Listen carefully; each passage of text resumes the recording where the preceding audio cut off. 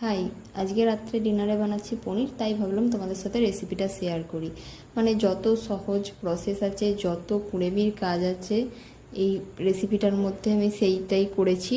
মানে বেশি কিছু নয়, বাটাবাটি কুটা বাটার কোনো ঝামেলা রাখিনি।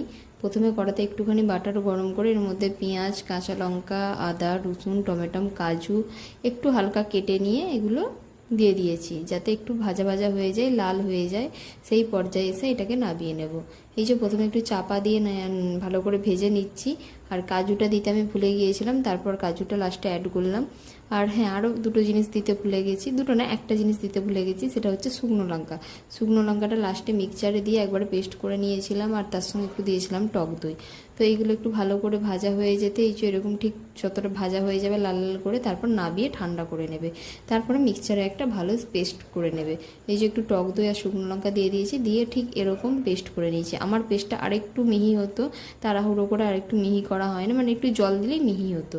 তারপর পনিরগুলোকে একটু নুন আর হলুদ দিয়ে ভালো করে ভেজে নিয়েছি। পনিরগুলোকে ঠিক এরকম লাল লাল করে ভেজে নেবে।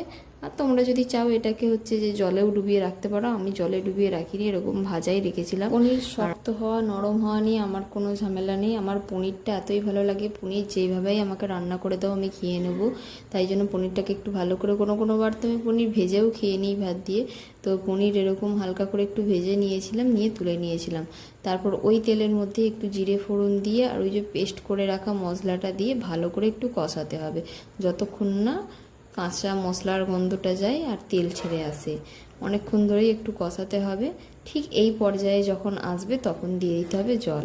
জল দিয়ে ফুটতে দিতে হবে। জলটা যখন ফুটে আসবে তখন তার মধ্যে পনিরগুলো অ্যাড করে দিতে হবে। এই যে আমি বেশ খানিকটা জল দিয়ে দিলাম, দিয়ে এবার পনিরগুলো দিয়ে দেবো। মানে এই ঝোলটা ফুটে উঠলে তারপর পনির দেবো। আর হ্যাঁ, এতে স্বাদ মতো একটু নুন, চিনি, লঙ্কা গুঁড়ো, হলুদ গুঁড়ো আমি অ্যাড করেছিলাম, সেটা দেখাতে ভুলে গিয়েছি। এই যে চিনিটা লাস্টে দিলাম, দেখিয়ে দিলাম। আর হচ্ছে যে ঝোলটা যখন ফুটে আসবে পনিরগুলো দিয়ে দিতে হবে, দিয়ে একটু ভালো করে মাখো মাখো করে নিয়ে নামিয়ে নিতে হবে। আর এইটা তো আমি রাত্রে ডিনারে রুটির সাথে খেয়েছিলাম। এটা পরোটা, ভাত সবার সাথেই ভালো লাগবে খেতে। আর লাস্টে হ্যাঁ, নামানোর আগে ধনে পাতা আর কাসৌরি মেথি পাতা দিয়েছিলাম। দিয়ে এইগুলো মানে একটুখানি ফুটে গিয়েছিল, একটু মাখো মাখো হয়ে গেছিলো, নামিয়ে নিয়েছি। পনিরটা খেতে কিন্তু দারুণ হয়েছিল। আমি না, আমার হাজব্যান্ডও বলেছিল যে আমি রান্না করেছি বলেই হয়তো বলছি, সেটা না, আমার হাজব্যান্ডও বলেছিল পনিরটা ভালোই হয়েছিল খেতে। এইভাবে করে দেখতে পারো বাড়িতে। কোনো মানে খুব অল্প মশলা দিয়ে অল্প সময়ের মধ্যে তাড়াতাড়ির মধ্যে হয়েও যায়, খেতেও ভালো লাগে। আর রেসিপিটা কেমন লাগলো কমেন্টে কিন্তু জানিও। ভালো লাগলে একটা লাইক করে দিও আর একটু শেয়ার করে দিও। এই যে